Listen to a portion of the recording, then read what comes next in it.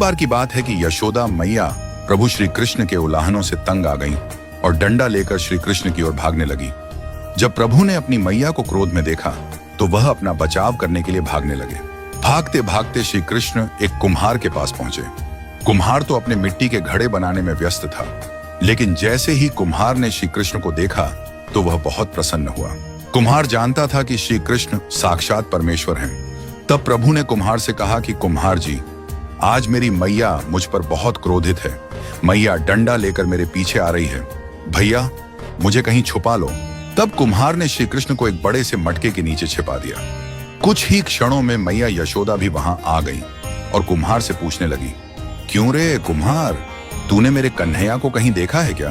कुम्हार ने कह दिया, नहीं मैया, मैंने कन्हैया को नहीं देखा। श्री कृष्ण ये सब बातें बड़े से घड़े के नीचे छुपकर सुन रहे थे। मैया तो वहां से चली गई। अब प्रभु श्री कृष्ण कुम्हार से कहते हैं, कुम्हार जी, यदि मैया चली गई हो तो मुझे इस घड़े से बाहर निकालो। कुम्हार बोला, ऐसे नहीं प्रभु जी, पहले मुझे 84 लाख योनियों के बंधन से मुक्त करने का वचन दो।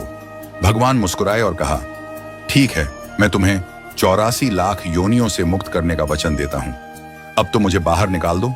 कुम्हार कहने लगा, मुझे अकेले नहीं प्रभु जी, मेरे परिवार के सभी लोगों को भी 84 लाख योनियों के बंधन से मुक्त करने का वचन दोगे तो मैं आपको इस घड़े से बाहर निकालूंगा। प्रभु जी कहते हैं, चलो ठीक है, उनको भी 84 लाख योनियों के बंधन से मुक्त होने का मैं वचन देता हूं। अब तो मुझे घड़े से बाहर निकाल दो। अब कुम्हार कहता है, बस प्रभु जी, एक विनती और है, उसे भी पूरा करने का वचन दे दो तो मैं आपको घड़े से बाहर निकाल दूंगा। भगवान बोले, वो भी बता दो, क्या कहना चाहते हो? कुम्हार कहने लगा, प्रभु जी, जिस घड़े के नीचे आप छुपे हो उसकी मिट्टी मेरे बैलों के ऊपर लाद के लाई गई है। मेरे इन बैलों को भी 84 लाख योनियों के बंधन से मुक्त करने का वचन दो। भगवान ने कुम्हार के प्रेम पर प्रसन्न होकर उन बैलों को भी 84 के बंधन से मुक्त होने का वचन दिया। प्रभु बोले, अब तो तुम्हारी सब इच्छा पूरी हो गई, अब तो मुझे घड़े से बाहर निकाल दो। तब कुम्हार कहता है, अभी नहीं भगवान, बस एक अंतिम इच्छा और है, उसे भी पूरा कर दीजिए, और वो ये है, जो भी प्राणी हम दोनों के बीच के इस संवाद को सुनेगा उसे भी आप 84 लाख योनियों के बंधन से मुक्त करोगे। बस ये वचन दे दो तो मैं आपको इस घड़े से बाहर निकाल दूंगा।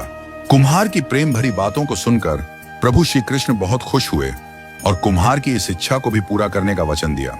फिर कुम्हार ने बाल श्री कृष्ण को घड़े से बाहर निकाल दिया, उनके चरणों में साष्टांग प्रणाम किया, प्रभु जी के चरण धोए और चरणामृत पिया और प्रभु जी के गले लगकर इतना रोए कि प्रभु में ही विलीन हो गए।